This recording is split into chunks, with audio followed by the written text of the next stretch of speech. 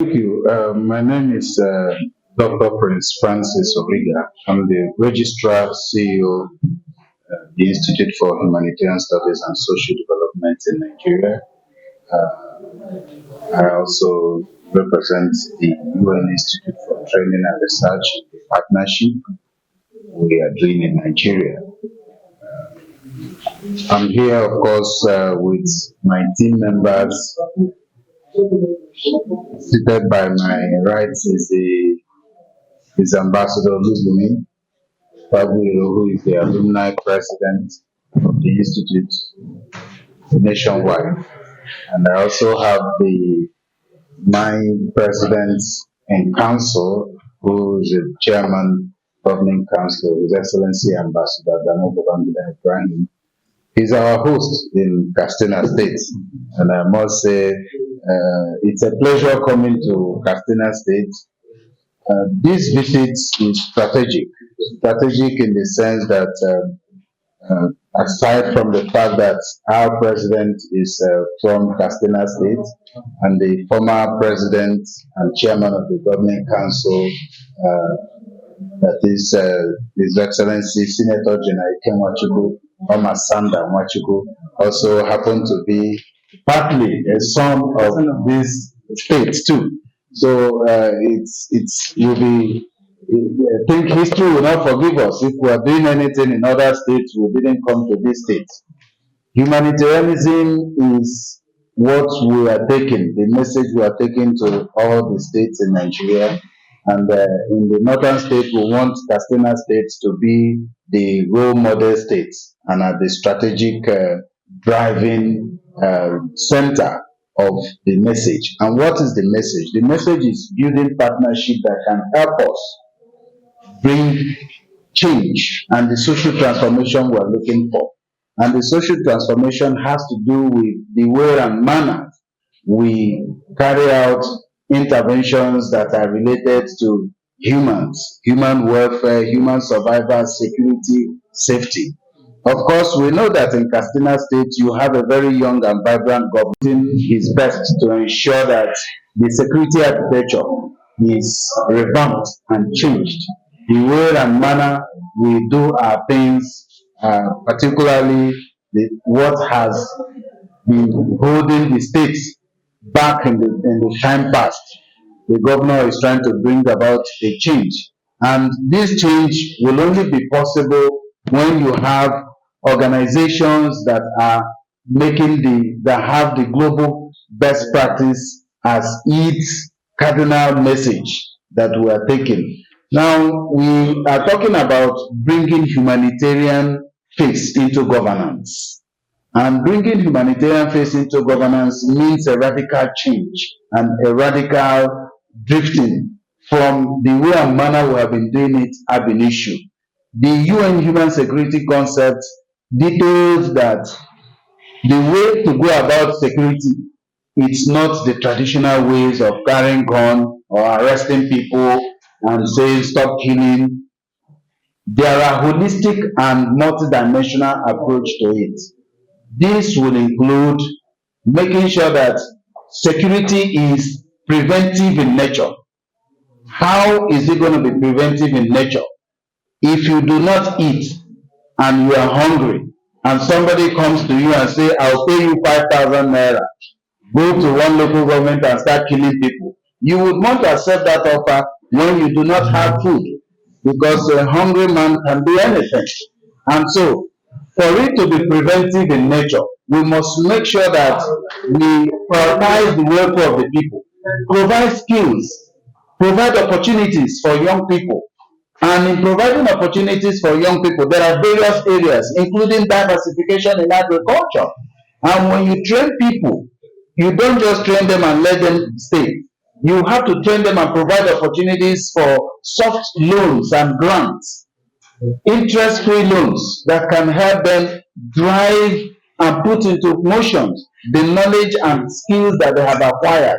In that case, they can be able to have sustainable socio-economic resilience and lifestyle that will help them run away from anybody luring them into carrying arms to commit crimes or killing their fellow human beings. That is why we are here. And we are ready as an institute, like we have endorsed these states, to support and collaborate with the state government to ensure that we provide the needed capacity building for the NDAs and also for various relevant agencies and organizations, including the NGOs and the CSOs, other stakeholders who do not know how best to go about some of this approach. It has its own global best practice. Go about training, the approach to go about sourcing for funding. We have to train people on grant proposal writing. The reason why some agencies and MDAs of government are redundant and are always relying on government allocations is because they do not have the capacity, the competence, and they do not have the information on who to give them the resources, how to drive this resource mobilization, how to raise grants for these various interventions. Like I did make reference, if you train somebody in soap making, bead making, tailoring, hairdressing, and all of that we're talking about as a value chain, and you do not give that person capital to start, the person will return back to the former position. And so it is imperative to train people on how best to source for these capitals. There are, like the head of the UN team group will always say, there are 1,001 donor agencies scattered all over the world looking for noble initiatives where they can invest their resources.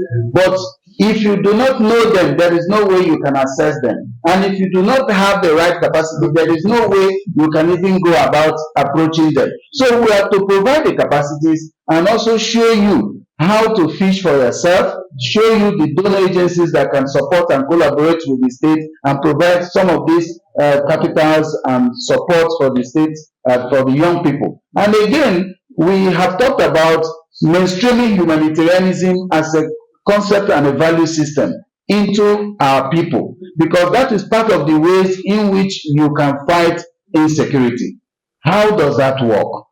Value systems are gradually eroding us, where the way and manner we treat our fellow human beings, until we go back to that era where we can be able to take this orientation and sensitization to young people in primary school, in secondary school, in tertiary institutions, to understand dignity in humans, to understand that by the time you kill your fellow human beings, you have also offended the Almighty Allah. And the Almighty Allah does not teach us to take the life of anybody. So some of those cultures and value system that has eroded us, when you see somebody who is in need, what are you doing to salvage that problem? Because if you fail to train a child or support a child to go to school, tomorrow he will come against you or come after your children because of his own level of ignorance and the lack of education. Your child may be educated, but because that child, the other child never had the opportunity of acquiring that same education, so it does not have the same knowledge your child had, will come back to come and start attacking your children tomorrow. So for you to prevent that, you also need to provide that culture that says, be your brother's keeper, provide this orientation for these people so that they will also know that they know how to value human lives, because every life counts. It is the popular philosopher, which we call Kant, that says that the violation of the right of one person in one part of the world amounts to the violation of the right of everyone in all parts of the world. So on this note, we have gotten the governor's affirmation to say that he is aligning with us, and we are ready and strategically positioned, just as the able secretary to the government of the state has also re-echoed and added his voice to what the governor has said, that the state government will be aligning with us to ensure that we provide this support. And I made reference and I said that I don't know how many young people here in Castina have been able to get the opportunity to travel overseas with all expenses paid by the American government. We have agencies abroad international organizations abroad, including the American government themselves, that sponsor what we call the Nelson Mandela Young African Leadership Fellowship Program in Washington, D.C. We have young people from other states who benefit from such programs, and it helps them to acquire some knowledge and skills. When they come back, they receive small grants and they tell them, go back to your own state, be able to transfer the same knowledge on other young people. And this is the only way we can join hands with the state government to ensure that the state is evenly developed. And the Institute for Humanitarian Studies and Social Development, with our partner, the United Nations Institute for Training and Research, is everly ready to throw our weight and support to what the state is doing. Inshallah. All right.